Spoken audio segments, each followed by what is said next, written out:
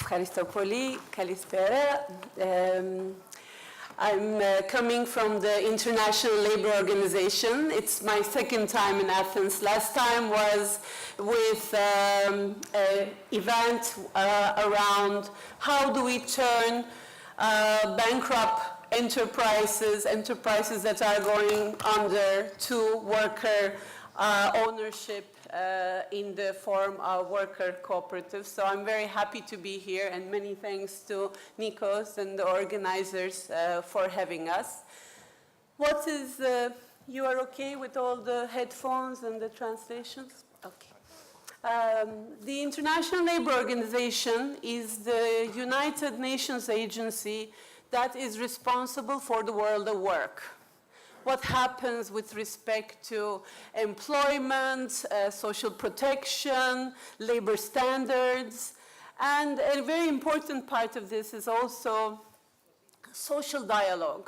How do governments, employers' organizations, and worker organizations work together to ensure regulation and the right types of policies, public policies, private sector policies, public-private partnerships that allow for terms and conditions of work that are decent.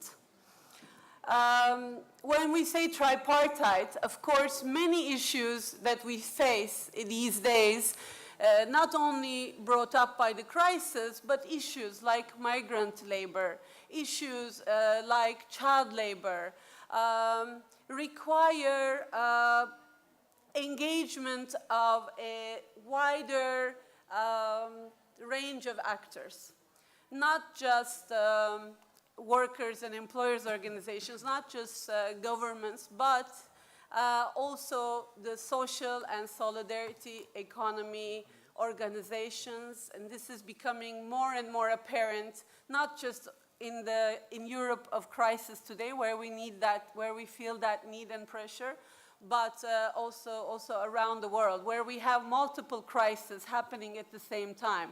Food crisis, environmental crisis, employment crisis, and in many places we have conflicts that are associated with these that are ongoing.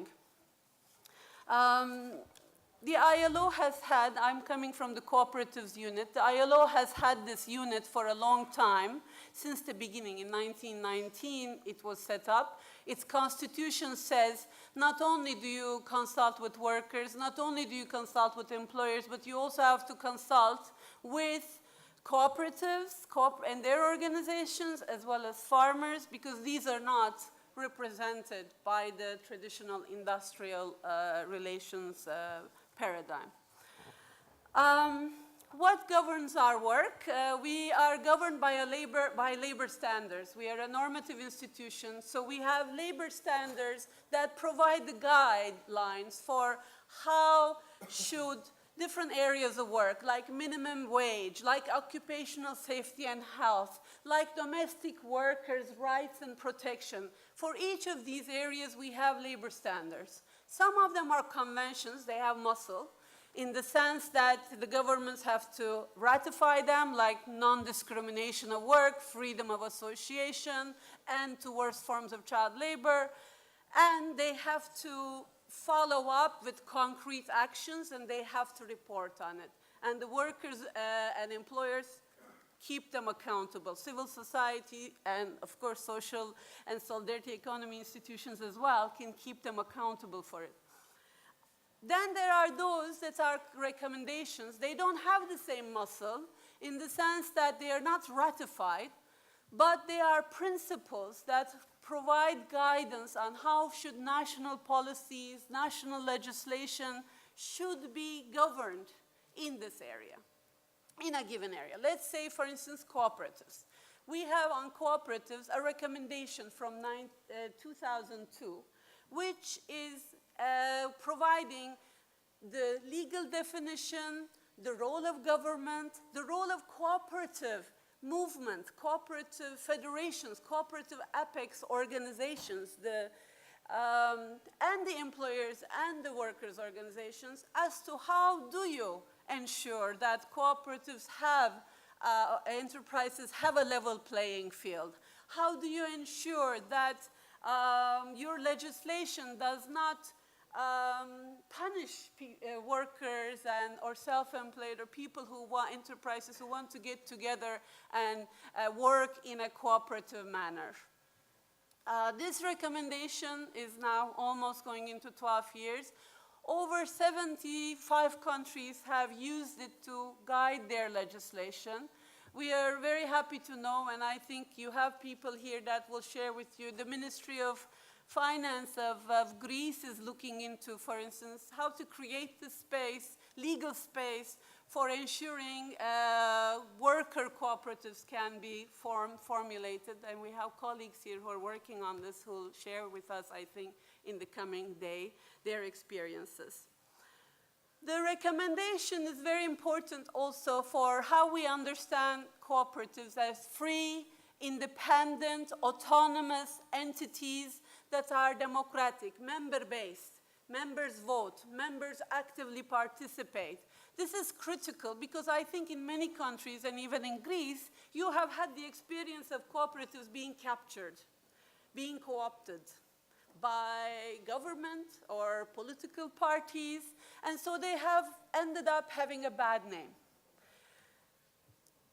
The fact that a practice has been bad doesn't make the ideal, the type, the collective enterprise, the form of economic democracy that these institutions entail.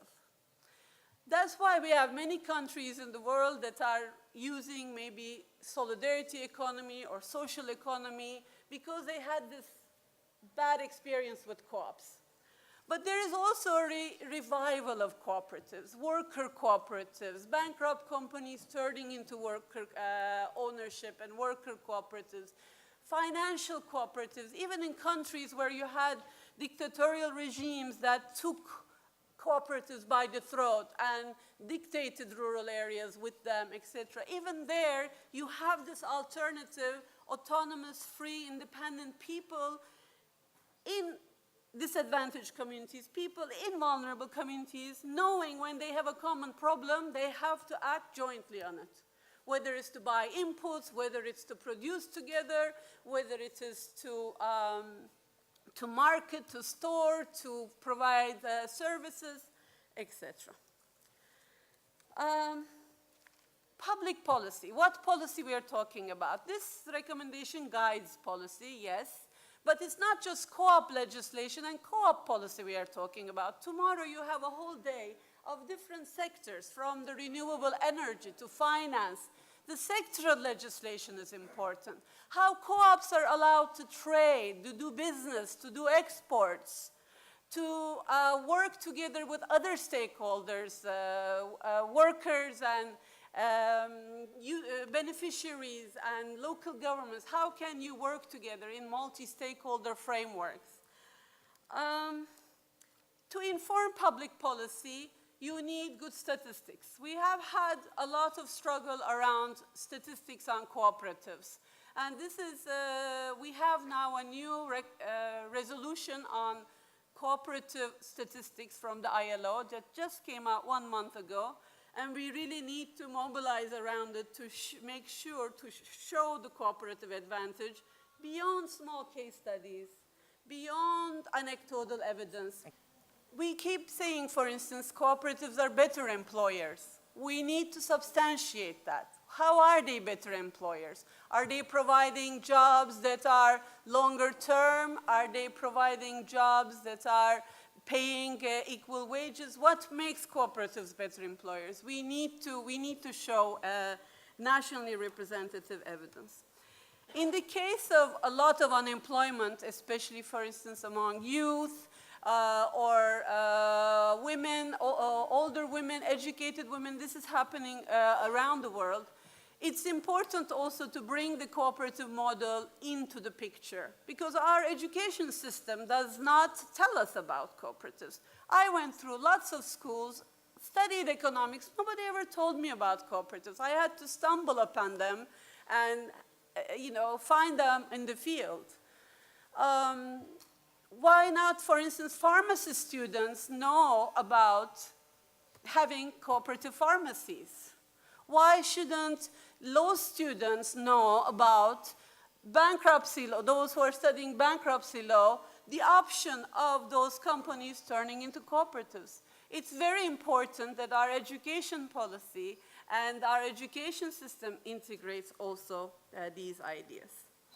Finally, you want me to stop? Okay. Finally, yeah,